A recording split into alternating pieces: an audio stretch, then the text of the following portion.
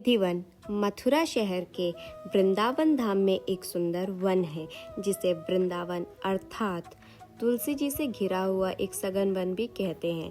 ग्रंथों में निधिवन को बेहद ऐतिहासिक, धार्मिक एवं पवित्र स्थल माना गया है क्योंकि निधिवन भगवान श्री कृष्ण की लीला स्थलियों में से एक है जिसे ग्रंथों में निकुंज वन भी कहा गया है।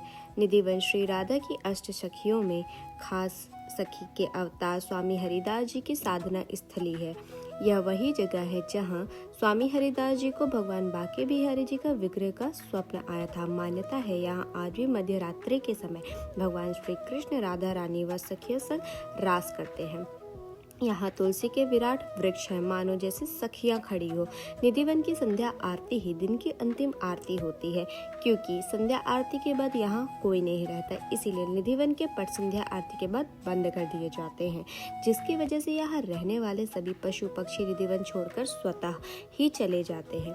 निधिवन में स्वामी हरिदास जी को मिले त्रिभंग आकार के विग्रह का नाम उन्होंने ठाकुर श्री बांके बिहारी रख दिया।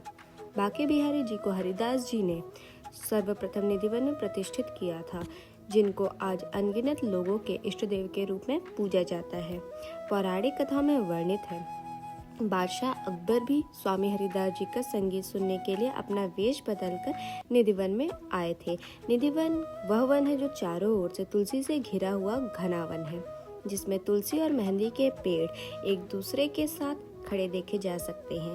तुलसी के इतने विशाल पेड़ सिर्फ निधिवन में ही पाए जाते हैं, जिनकी डालियां ऊपर की ओर न बढ़कर नीचे की ओर विकसित होती है, जबकि इन पेड़ों में न तो कभी पानी दिया जाता है और न ही इनकी पूजा की जाती है। इसके बावजूद यह हमेशा की तरह एक जैसे हरे भरे रहते हैं।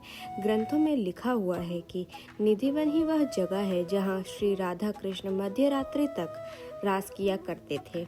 शास्त्रों में कहा गया है कि निधिवन में दिन की अंतिम आरती होने के बाद यहाँ के सभी द्वार बंद कर दिए जाते हैं क्योंकि ऐसा माना जाता है कि श्री कृष्ण और राधा के स्वरूप ठाकुर श्री बांके बिहारी जी दिन ढलने के बाद रात्रि में निधिवन आकर श्री राधा और उनकी सखियों संग रास रचाते हैं। यह रास प्रत्येक रात्रि से प्रारंभ मध्य रात्रि तक चलता है। कहते हैं कि इस रास को देखने की अनुमति किसी को नहीं है क्योंकि जिस भी व्यक्ति द्वारा यह रास देखा जाएगा वह व्यक्ति अपना मानसिक संतुलन खो बैठेगा। ग्रंथों में वर्णित यह भी कहा गया है कि इस रास को साधारण मनुष्य द्वारा नहीं देखा जा सकता है क्योंकि इस रास से उत्पन्न तेज इतना अधिक होता है कि इसकी रोशनी देखने नहीं बनती। हम बात यहाँ कर रहे हैं रास, तो आपको बता दें कि श्रीमद् भागवत गीता में लिखा हुआ है कि शरद पूर्णिमा के दिन श्री कृष्ण श्री राधा व गोपियों संग निधिवन में महारास रचाते हैं। रंग महल निधिवन की वह जगह है जहाँ भगवान श्री कृष्ण और राधा जी रात्रि में रास करने के बाद आराम करने आते हैं।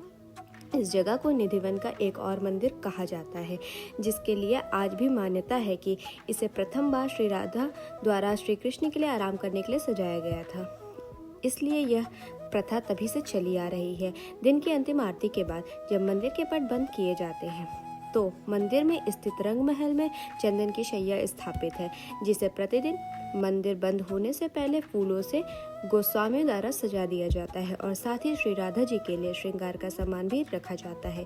रंग महल को सजाते समय उसमें एक चांदी का पानी का लोटा भी रखा जाता है ताकि जब भगवान को रास करके थक जाने पर प्यास लगे तो वह पानी ग्रहण कर सके।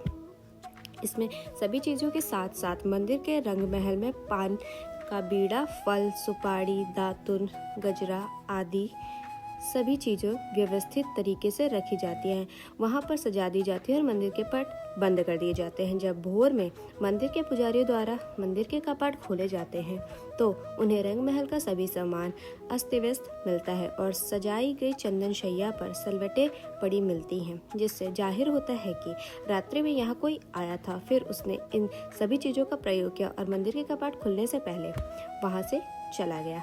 हम आपको बता दें कि जब भी आप निधिवन देखने जाएंगे तो वहाँ पर आपको एक कुंड भी देखने को मिलेगा। इस कुंड को ललिता कुंड कहा जाता है।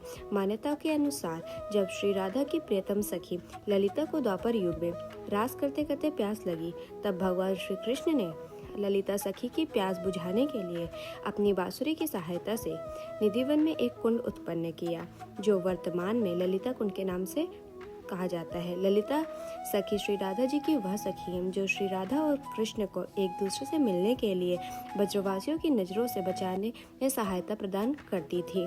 तो बोलो जय राधा रानी की। अगर मेरी वीडियो पसंद आई तो मेरी वीडियो को लाइक, चैनल को सब्सक्राइब ज़रूर करना। जय श्री कृष्ण।